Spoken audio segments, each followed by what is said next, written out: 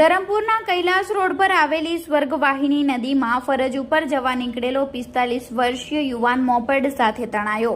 તારીખ 5 ઓગસ્ટ સોમવારના રોજ સવારે 9 કલાકના અરસામાં બનેલી ઘટનાની મળતી માહિતી મુજબ ધરમપુરના ઉપરવાસમાં પડી રહેલા ભારે વરસાદના કારણે તમામ નદીઓમાં ઘોડાપૂર ઉમટી પડ્યું છે। તમામ કોઝવે પાણીમાં ગરકાવ થયા છે।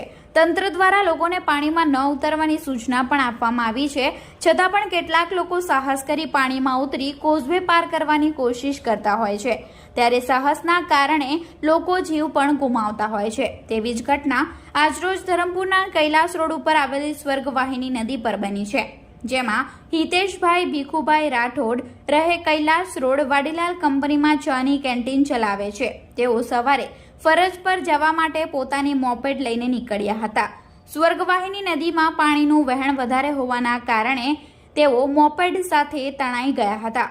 ઘટનાની જાણ સ્થાનિકો દ્વારા પોલીસ તેમજ ફાયર વિભાગને કરવામાં આવી હતી। ઘટનાની જાણ થતાં તાત્કાલિક ફાયર વિભાગ અને પોલીસ સ્ટેશનના ચાર્જ પીએસઆઈ GS પટેલ અને CPI Sureshsinh Vasava DYSP AK Verma ઘટના સ્થળે દોડી આવ્યા હતા અને યુવાનની શોધખોળ હાથ ધરી હતી।